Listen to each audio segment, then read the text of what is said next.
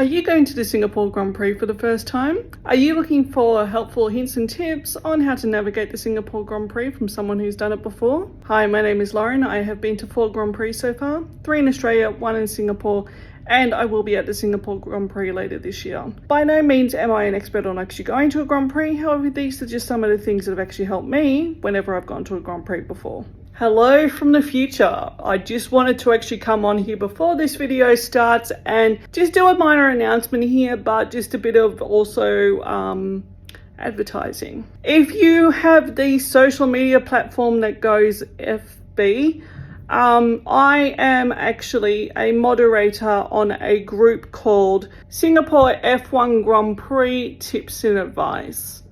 It is the largest Singapore Grand Prix related group on the FB platform. And I have a little bit of a minor announcement. I was recently made a moderator on now. So if you have any questions or any advice, please come over and we can help you out as much as we possibly can. We are a very friendly group. We also have meetups organized throughout the Grand Prix weekend and also discounts as well at certain businesses. So if this interests you, please come on over and we will help you out as much as we can.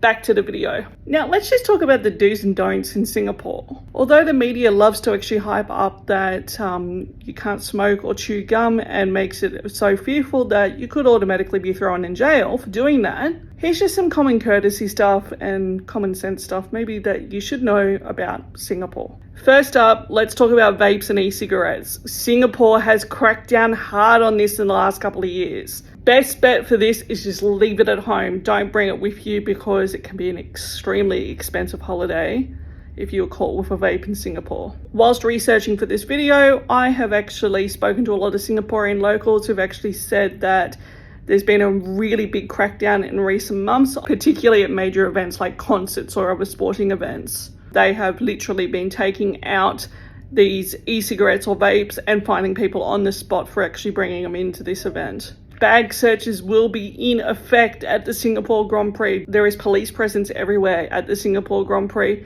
It is not worth it to bring one. Seriously, just leave it at home. Now, let's talk about one of the more well-known rules about Singapore, and that's chewing gum. People like to think that you can't actually have chewing gum on you. If you're caught with chewing gum in your mouth, you'll be fined excessively. That's kind of not the case. Yes, you can bring chewing gum into Singapore. However, it has to be literally an open pack and not excessive amounts. Now, another rule that seems to be kind of misconstrued in Singapore is cigarette smoking. I'm a cigarette smoker myself, and respectfully, I just stood next to a bin and smoked. So you can actually smoke in Singapore. There are designated places for you to smoke in Singapore. However, respectfully, do it next to a bin. But like I said, don't vape. And the other thing that you can't smoke in Singapore is that green stuff. So just don't have it on you because Singaporean prisons aren't exactly the nicest places in the world. Talking about drugs, Singapore has a very strict no tolerance drug policy.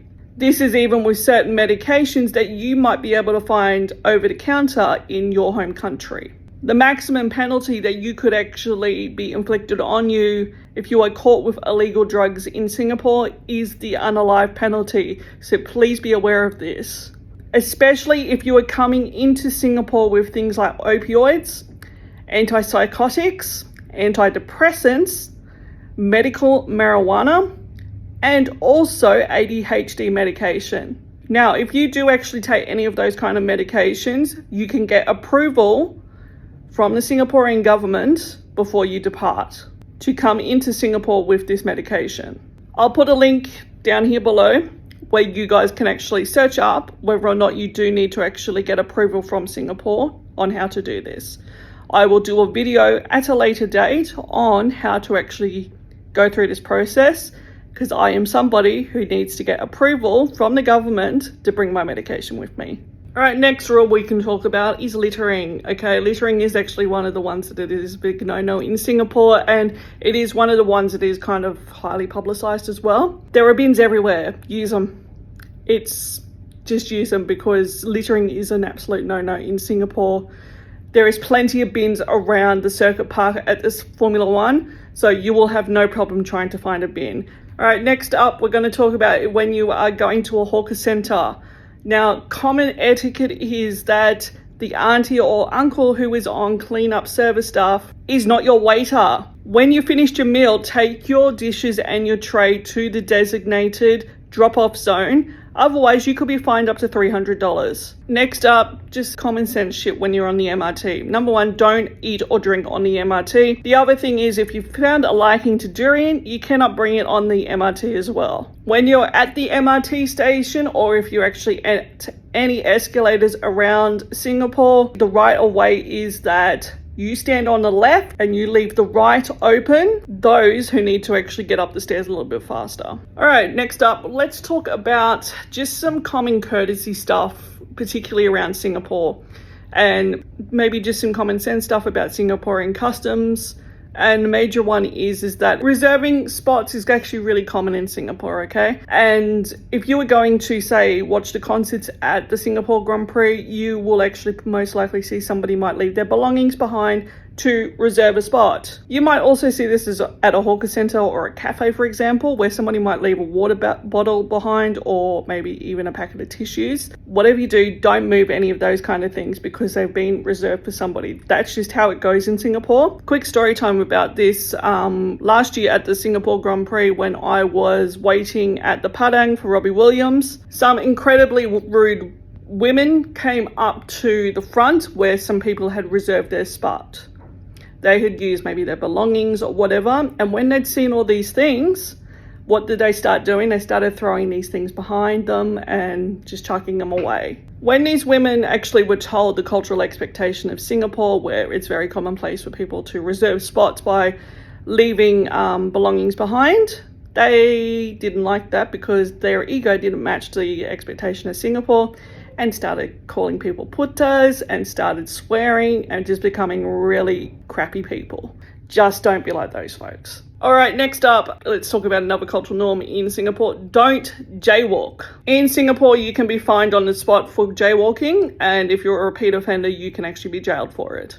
If you're a really, really naughty person, you can spend 6 months in prison, so it's not worth to jaywalk in Singapore, especially if you get caught. All right, so hopefully those are kind of some tips about Singapore that you might not know about, and these are just some common sense shit about Singapore. Remember, these are just some simple do's and don'ts about Singapore, and if you just follow them along, you'll actually have a great time in Singapore without attracting the wrong attention. All right, peace out, guys.